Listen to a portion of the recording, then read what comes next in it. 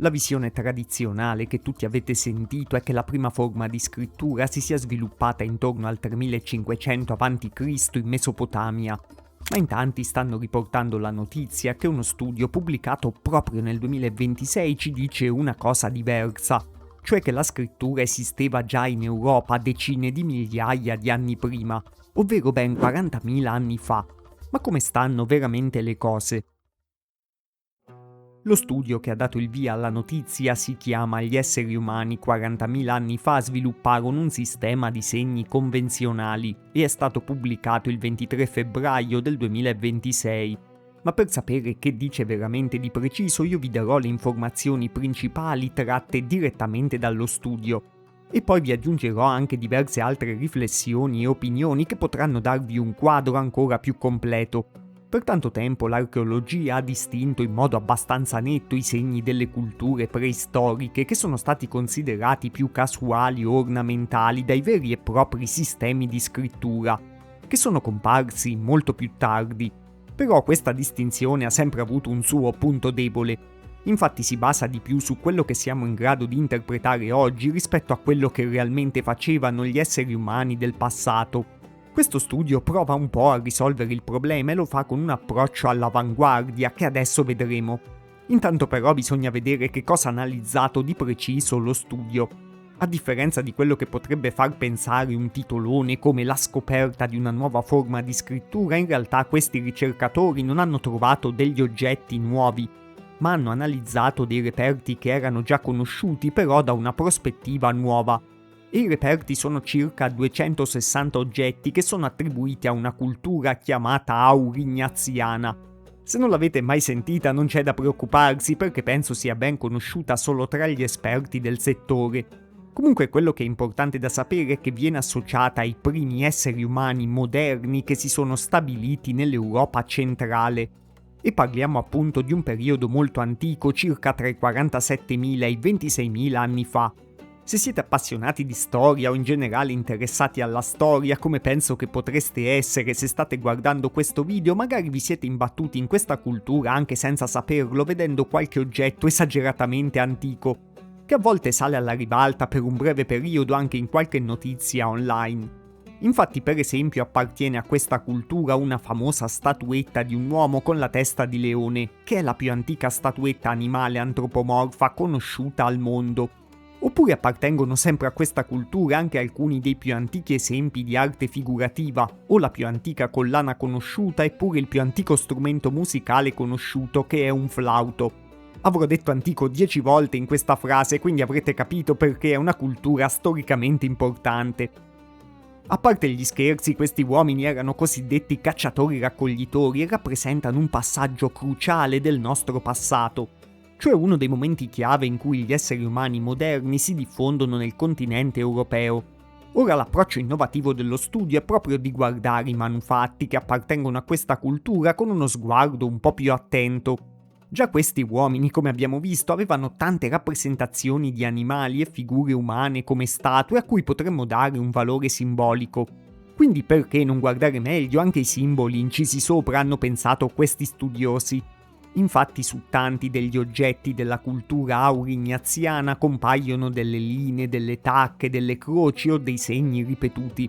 A prima vista questi potrebbero sembrare delle semplici decorazioni. Lo studio però decide di trattarli come dei dati per fare un'analisi statistica. Gli autori quindi non cercano di decifrare il significato dei segni, che sarebbe un'impresa difficile, ma applicano degli strumenti di analisi statistica per rilevare dei pattern o delle sequenze che si ripetono. In sostanza vogliono vedere se questi uomini di 40.000 anni fa incidevano questi segni in modo casuale, oppure seguivano una sequenza ordinata come facciamo noi con le lettere quando scriviamo una parola. E qui arrivano proprio i risultati più interessanti dello studio. Se i segni fossero stati incisi senza una logica dietro come una pura decorazione, dovremmo trovare che sono distribuiti a casaccio. Invece i risultati dello studio ci fanno vedere l'esatto opposto, cioè le sequenze di segni su questi oggetti preistorici hanno una lunghezza che non è casuale e dei gruppi di segni si ripetono insieme proprio come succede oggi per gli alfabeti. Quindi gli uomini della cultura aurignaziana decidevano di incidere questi simboli in un certo ordine. E se decidevano di inciderli in un certo ordine vuol dire che questi segni volevano comunicare un messaggio. Gli studiosi non hanno scoperto che messaggio, però fin dal passato ci sono delle ipotesi. Si ipotizza per esempio che questi segni preistorici potrebbero essere dei calendari, oppure potrebbero registrare degli aspetti della vita degli animali. Perché se sei un cacciatore ti serve di conoscere bene quello che fa la tua preda, quando migra, quando si accoppia e così via. La scoperta interessante dello studio è che gli uomini dell'Europa di 40.000 anni fa avevano già un sistema per registrare delle informazioni, eppure per condividerle tra di loro. Questo si allinea pure con altre scoperte, per esempio ci sono altri reperti di 15.000 anni fa che sono sempre stati interpretati come un modo per registrare delle informazioni. Oppure erano usati già nella preistoria dei bastoni da conteggio che servivano per tenere traccia del numero di qualcosa facendo delle incisioni. Per esempio ogni tacca poteva indicare un mammut abbattuto. In realtà sono stati usati nelle campagne anche europee fino a non tantissimo tempo fa. Comunque l'altra cosa importante per capire se un simbolo trasmette un'informazione è capire se sia condiviso. Cioè se faccio un simbolo che capisco solo io non sto comunicando niente.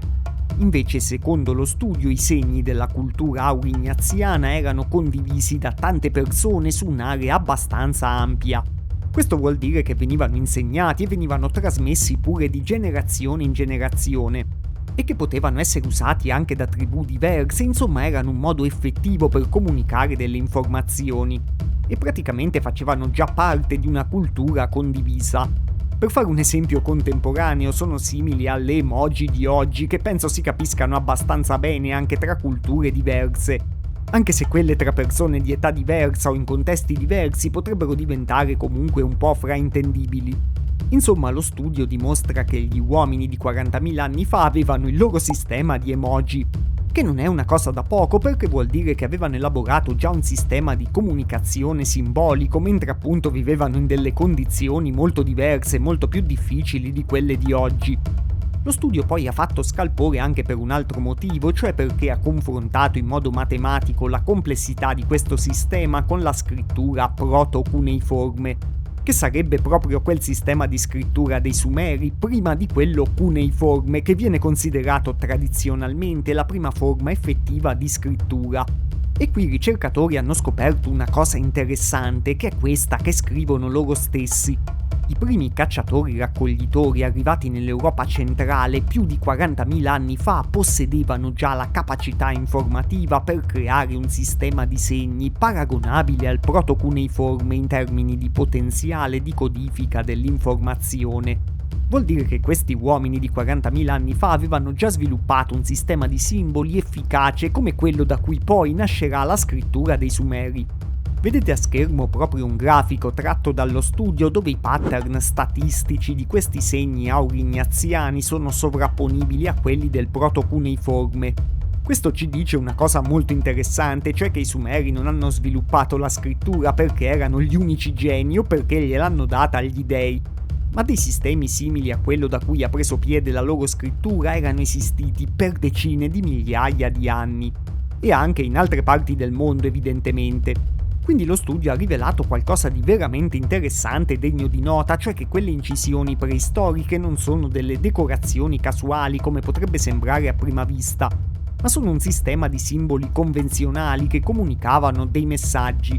Adesso però viene anche la parte che i tanti titoli non approfondiscono molto, e di cui adesso invece io vi parlerò perché come sempre voglio darvi la visione il più completa possibile.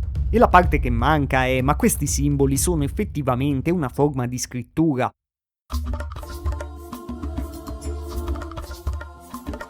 Alla domanda hanno già dato una loro risposta gli autori della ricerca, quindi a volte basterebbe solo leggere completamente le fonti per farsi un'idea più chiara.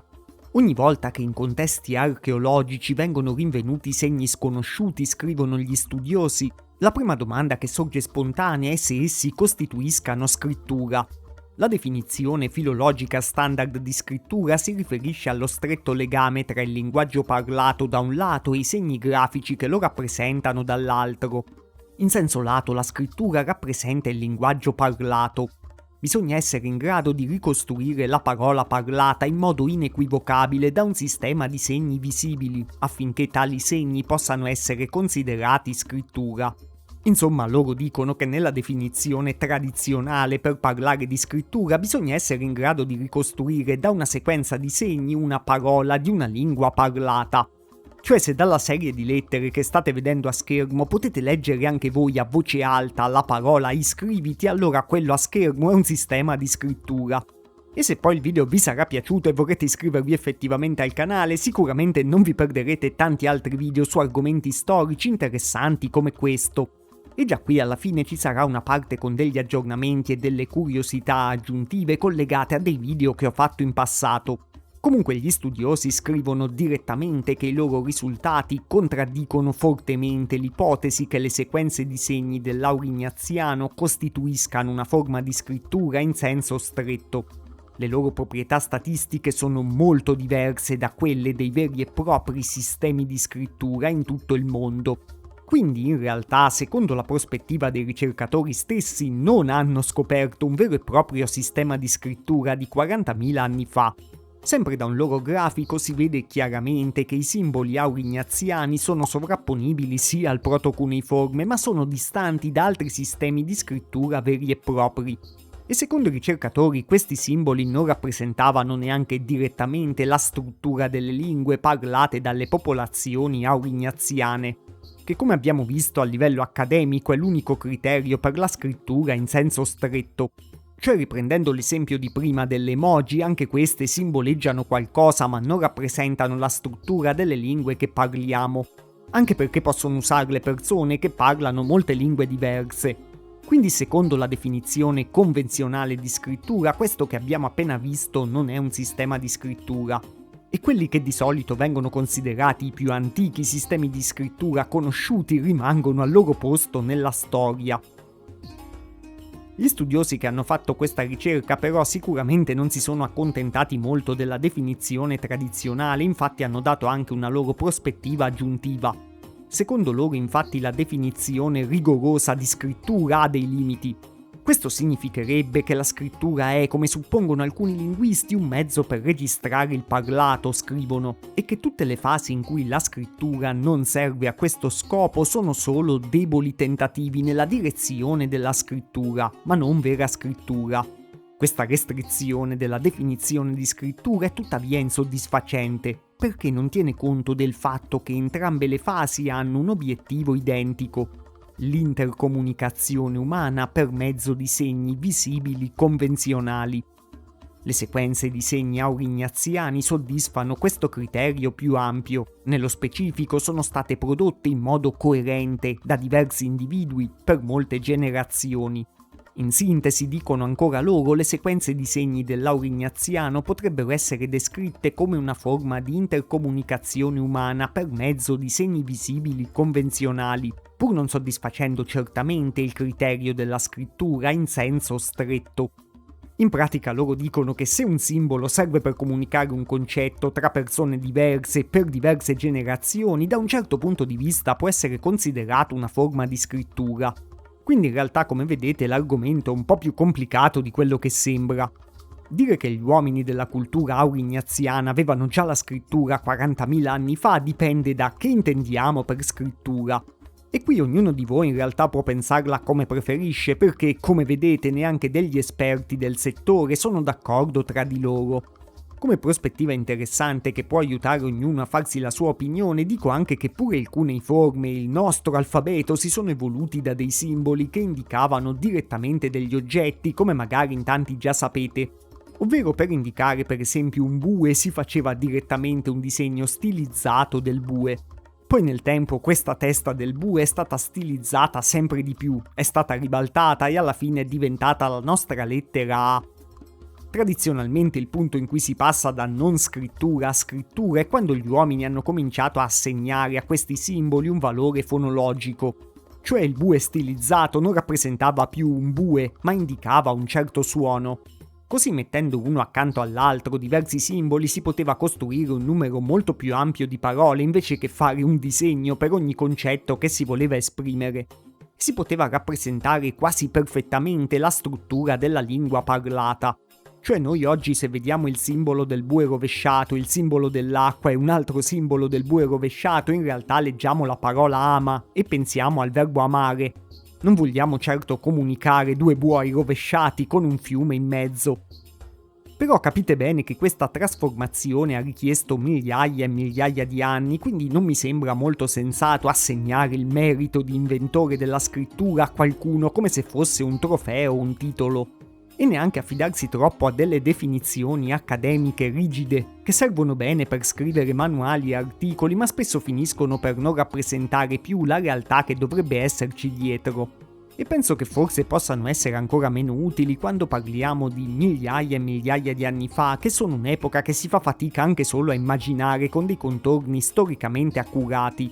Ma fatemi sapere anche voi nei commenti che cosa considerereste scrittura e che cosa no, e se secondo voi è un obiettivo interessante per una ricerca scoprire un qualche sistema di scrittura più antico degli altri. Del resto, fin dal passato in tanti erano interessati a ritrovare una qualche lingua o un qualche alfabeto primordiale da cui sarebbero derivati tutti gli altri. Io comunque prenderei da questo studio che in Europa c'era un sistema di comunicazione tramite simboli già 40.000 anni fa, che è una cosa che ci fa capire quanto questi uomini del passato fossero già molto più avanzati di quello che spesso pensiamo. Ma prima vi avevo promesso una parte bonus e riguarda sempre il tema del video ovviamente, cioè degli alfabeti antichissimi e difficili da decifrare. Infatti è stato anche l'argomento del mio primissimo documentario breve qui su YouTube, quindi per chi l'avesse visto è anche un aggiornamento sulle ultime novità su quegli alfabeti. La maggior parte sono rimasti purtroppo non decifrati ancora oggi, anche se su qualcuno c'è stato qualche passo in avanti. Uno di quelli di cui parlavo lì è il proto-sinaitico, che è un alfabeto derivato probabilmente dai geroglifici egizi e che poi si evolverà anche nel fenicio. In questo modo è anche un passaggio all'origine dei nostri alfabeti moderni, visto che praticamente è il passaggio precedente rispetto per esempio all'evoluzione dal bue alla lettera A che abbiamo visto prima. Questo alfabeto non è stato ancora decifrato del tutto, però visto proprio che è collegato a altri alfabeti conosciuti si stanno facendo dei passi in avanti. 3 fattori che rendono più facile la decifrazione di un alfabeto sono se compare in un gruppo abbastanza grande di iscrizioni, se rappresenta una lingua che si può collegare a altre lingue conosciute anche se ha una struttura interna coerente. Il proto-sinaitico promette bene perché è collegato agli alfabeti semitici successivi. Alcune iscrizioni poi sono già parzialmente leggibili e quindi probabilmente in futuro si riuscirà a decifrarlo molto meglio. Magari anche grazie a nuove scoperte o a nuove tecnologie che riescono a tenere in considerazione tantissime iscrizioni come i Large Language Models. La lineare A invece è un famosissimo alfabeto che è stato trovato sull'isola di Creta e riuscire a decifrarlo è praticamente il sacro graal di chi prova a decifrare alfabeti antichi. Compare in un numero di reperti consistente, però non sappiamo che lingua ci fosse sotto ai segni. E qui anche i tentativi con le tecnologie più moderne che sono stati provati non stanno dando risultati molto convincenti. È possibile comunque che prima o poi venga decifrato proprio perché è uno di quelli su cui viene puntata la maggiore attenzione. E per decifrarlo sarebbe importante trovare delle connessioni con altre lingue dell'area dell'Egeo, o per esempio con delle lingue dell'Anatolia. Un caso simile a questo è il sillabario cipriota minoico, che è una scrittura sillabica non decifrata. Come si capisce dal nome, era usata sull'isola di Cipro e veniva usata durante la tarda età del bronzo. Il termine cipriota minoico è stato coniato dal famoso archeologo Arthur Evans, che si era basato sul fatto che questa scrittura che compare su varie tavolette assomigliasse alla lineare A. Però fino a oggi ha seguito proprio le stesse sorti della lineare A, infatti non è stata decifrata. E qui il problema è anche che le varie iscrizioni per tanto tempo non sono state catalogate con molto ordine, quindi oggi si sta cercando di creare un database unico. Altri 2 sistemi di scrittura non decifrati avrebbero una grandissima importanza storica proprio per le civiltà a cui appartenevano. Infatti sono 2 civiltà che in Occidente non sono molto conosciute ma che erano tra le più avanzate dell'antichità. e sono le iscrizioni della cultura di Jiroft e la scrittura dell'Indo.